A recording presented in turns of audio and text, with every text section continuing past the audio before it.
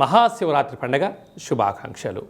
ఐశ్వర్యాన్ని ఆనందాన్ని ఇచ్చేటువంటి ఆ లయకారకుడైనటువంటి మహాదేవుడి యొక్క కృప కటాక్ష వీక్షణలు అందరిపైన ఉండాలని కోరుకుంటూ అందరికీ నిండు నూరేళ్ల ఆయురారోగ్యాన్ని ప్రసాదించాలని మనం కూడా మనసారా కోరుకుందాం. 16/2/2026 నుండి 28/2/2026 వరకు ద్వాదశ రాశుల్లో గ్రహ గమనాల్ని వీక్షింపచేద్దాం. మిథున రాశిలో దేవగురు బృహస్పతి సంచార స్థితి, సింహరాశిలో కేతు సంచార స్థితి, మకర రాశిలో కుజ సంచార స్థితి, కుంభరాశిలో చతుర్గ్రహ సంచార స్థితి, రవి బుధ శుక్ర రాహు సంచార స్థితి, మీనరాశిలో శని భగవానుడి సంచార స్థితితో ద్వాదశ రాశుల్లో గ్రహ గమనాలు ఈ విధంగా ఉన్నాయి. కర్కాటక రాశి వారికి ప్రారబ్ధకాల సమయంలోనే అష్టమ చతుర్గ్రహ సంచార స్థితి, మధ్యమంలో పంచమ సంచార స్థితి దోషాన్ని ఎలా తొలగించుకొని ఐశ్వర్యాన్ని ఆనందాన్ని పొందుతూ ఉన్నతమైనటువంటి జీవన ప్రయాణ గమనాలలో తిరుగులేనటువంటి జీవితాన్ని ఎలా పొందాలో ఈ వీడియోలో సవివరంగా సంపూర్ణంగా తెలుసుకుందాం.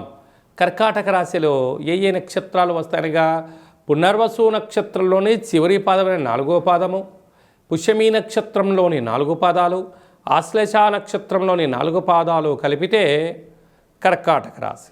రాశాధిపతి చంద్రభగవానుడు. వీరికి 2వ స్థానంలో కేతు సంచార స్థితి ఉండడం వలన వీరి యొక్క ఆలోచనలు ఎలా ఉంటాయంటే చిటిక వేగానే పని అవ్వాలి, ఫోన్ చేయగానే లిఫ్ట్ చేయాలి, అడగగానే డబ్బులు ఇవ్వాలి, ఏదైనా నేను ఇలా అంటే నేను ఒక మహారాజులాగా నా యొక్క ఆజ్ఞను అందరూ పాటించాలి అనుకుంటూ ఉంటారు.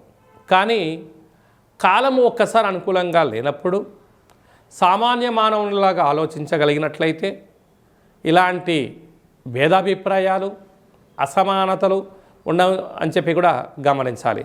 అదే కాకుండా సప్తమంలో కుజుడు ప్రారంభ సంచార స్థితిలో ఉండడం వల్ల ఒకవైపు కుజదోష కారణం వల్ల ప్రేమికులు చాలా జాగ్రత్తగా ఉండాలి. భార్యాభర్తల మధ్య అన్యోన్యత అవసరం. దూరవాయు జల ప్రయాణాలలో ఎలాంటి సంభాషణలు కానీ వివాదాలకు తావివ్వకపోవడం ఉత్తమోత్తంగా. 17వ తారీఖున ప్రయాణం పెట్టుకోకపోవడమే ఉత్తమోత్తంగా కూడా భావించగలగాలి.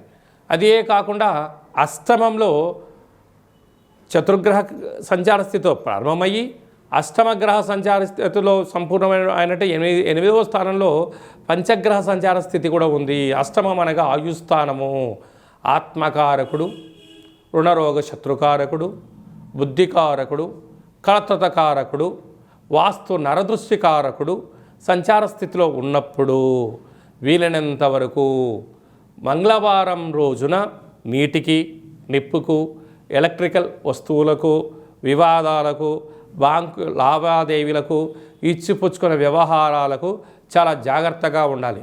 వీలైతే ఆ రోజు మౌనం చాలా అవసరంగా భావించగలగాలి. కనుక ఇలాంటి కాల సమయంలో పిండి దీపాన్ని ఏర్పాటు చేసి కాలభైరవ అష్టకాన్ని చదివి అలాగే పరమేశ్వరుడికి రుద్రాభిషేకం చేసుకుంటున్నట్లయితే సకల మృత్యు, అపమృత్యు, అనారోగ్య, పోలీస్ స్టేషన్లు, కోర్టు సమస్యలు వీటన్నిటిని వాటంతా తొలగిపోయే పరిస్థితి ఉంటుంది. లేకపోతే అనేక రకాలమైన సమస్యలతో సతమతమయ్యే పరిస్థితి అధికంగా ఉంది. తస్మాత్ జాగ్రత్త అని చెప్పి జ్యోతిర్విజ్ఞానం తెలియచేస్తుంది.